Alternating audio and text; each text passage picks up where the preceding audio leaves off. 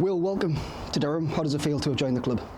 Yeah, thank you. Yeah, it's really good. It feels like a bit of a long time coming, really. It feels like I signed a long time ago, many months ago in the summer, but to finally get up here and meet everyone, players, staff, office staff is great.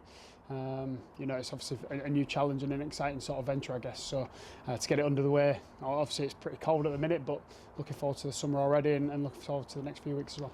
You've had a couple of weeks to settle in, get to know the group, get to know the staff, get to know the players. What's your first impressions of Durham and in the club itself? I think they're a club that want to go places. I think that's really exciting. It's exciting. It's what excited me about coming here.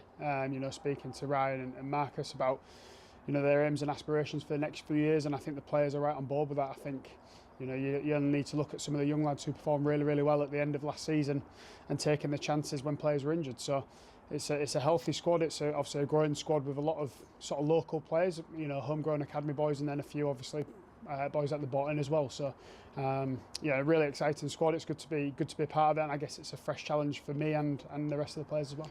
Yeah, you touched on a fresh challenge. 7 years at Edgbaston. Why was now the right time to make the move and move back north?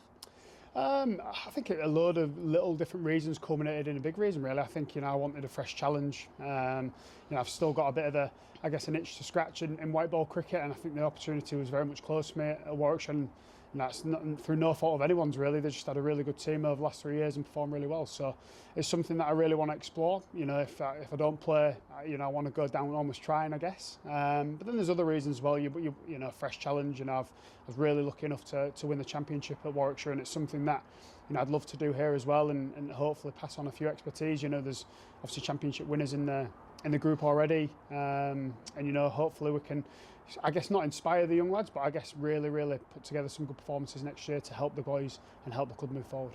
You've obviously played against Durham a lot over the years. What do you make of the current squad we have, looking ahead to the summer and hopefully pushing for that championship?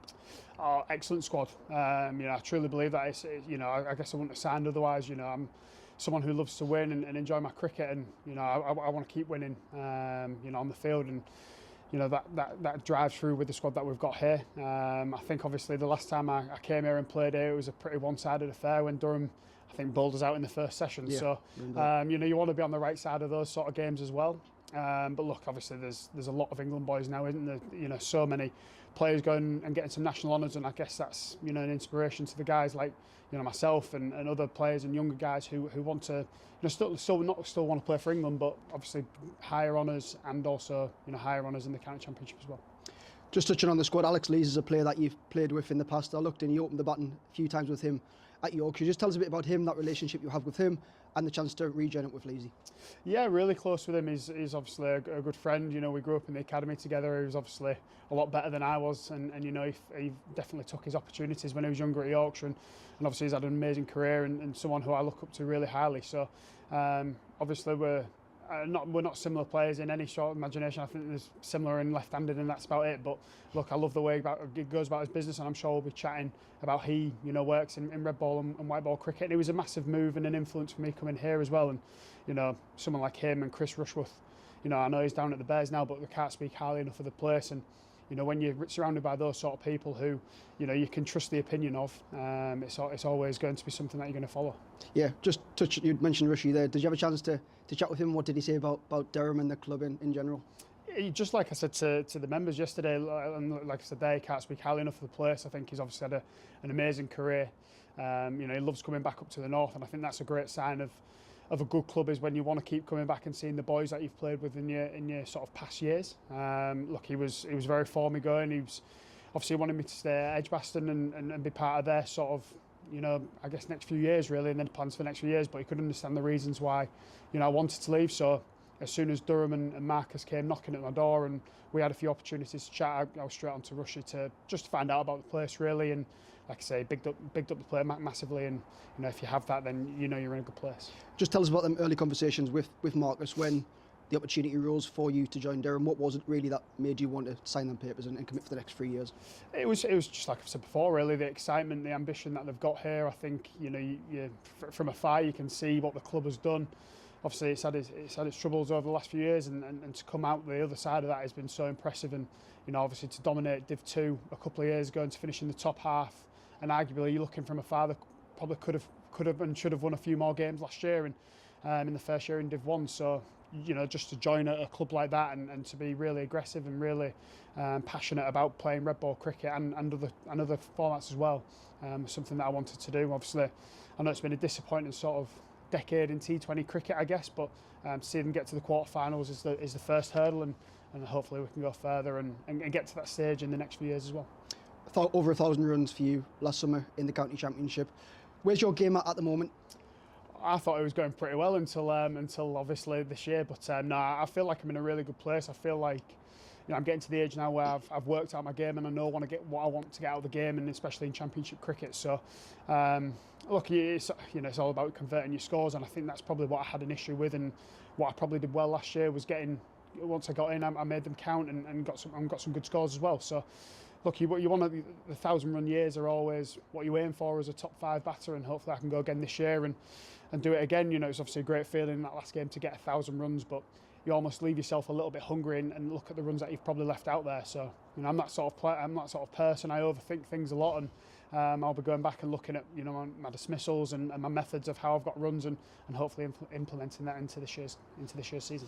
Enjoying a pretty strong Durham batting lineup. How excited are you to play alongside Alex Lees, Emilio Gay, Colin Ackerman, Ollie Robinson, David Bedingham? It's a pretty strong lineup, isn't it? Well, you've just named a few there. I might not get in, to be honest. So, look, I think it's amazing, isn't it? I think the squad has got pretty much all bases covered, left hand, right hand, people who can play expansively, people who can sit in and back time. So that's really exciting. But obviously, to win games, you need 20 wickets, don't you? And so the bowlers are obviously out.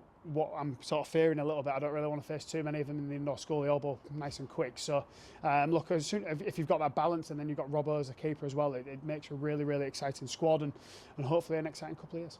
You mentioned the bowlers. You are a bowler yourself. 99 first-class wickets to your name at the moment. Your 100 should come for Durham. Just tell us a bit about your style as a bowler and what the Durham members can expect to see from you with the ball come April. Look, I think it's just a very, very medium pace, to be honest. Look, I've always enjoyed my bowling. Sometimes when I was captain at my last place, I underbowl myself a lot, and this year I probably started to get back to where I want to be. Look, I'm sort of one of those cricketers who likes just to do a job for the team, whether that's in the front line attack or as a bit of a sideshow, I guess. So, look, whenever I'm not someone who's going to shy away from bowling. So whoever throws me the ball in whatever format it is, it's going to be an exciting time. And like you say, hopefully I can get to that little milestone. You mentioned whatever format. The last time you played T20 was 2021. You mentioned coming to Durham, you want to break into that T20 team. Was that a key factor in coming to Durham to provide opportunities to hopefully break into that side? Yeah, look, I guess you want to be a thought. You want to be a thought in the squad. Whether you play or not, you just want to be in and around the squad, and that's probably something that I was missing over the last couple of years. And obviously, you see Derby nights at Edgbaston, and they're absolutely amazing. And I'm sure the crowd here will be the same as well. They get behind the team, and hopefully you can get to finals days and quarterfinals. So it was something that I was really looking to explore and get back playing white ball cricket. I've done pretty well in 50 over cricket over the last 3 years, so I guess it's just an expansion from that, really. So I'll obviously come back after Christmas in January and do some good work with Will Goodman. I'm looking forward to working with him and Alan as well, so and obviously Ryan as well. So there's 3 amazing coaches there who hopefully I can tap the brains of and try and get my game up to speed and get into that team. Joining Durham, you do already have links to the North East. Just tell us a bit about that, and I guess it's not such a familiar place. Yeah, look, my partner's from Northumberland. She grew up in Morpeth, so it's obviously it worked really well for that. It was it was an on and off field decision, obviously on for my career, but obviously you got to think about your family and people around you as well. And she's lived in Birmingham now for 5 years, so you sort of want to repay the favour a little bit and come up here. But look, it's obviously a beautiful part of the world, and we love coming up here, even if it's not to see family, just to come up here for little breaks away and get away from the game is fantastic. So to have that on your doorstep now and have some beautiful scenery around is fantastic. And finally, well, here we are in November, pre-season's well underway. How much are you looking forward to putting that Durham shirt on for the first time and get underway in April? Yeah, really looking forward to it. Like I said, it feels like it's been a few months now. It feels like it's been a long time coming, and something that I was really excited to do in the summer. Obviously, I felt it was right to stay at Warwickshire for the last few games of the season and help them, I guess, avoid relegation. And luckily enough, we did that, and to play against them, I think second game of the year will be really exciting. And look, there's a lot of friends, still at Warwickshire, and to play against them, it'll be, I don't know what sort of contest it'll be, whether it's hostile or quite chilled. So look, there's some great lads there, and some great people at that club. So I'm looking forward to welcoming them up here and putting on the shirt for the first time. Obviously a few tricky games early doors.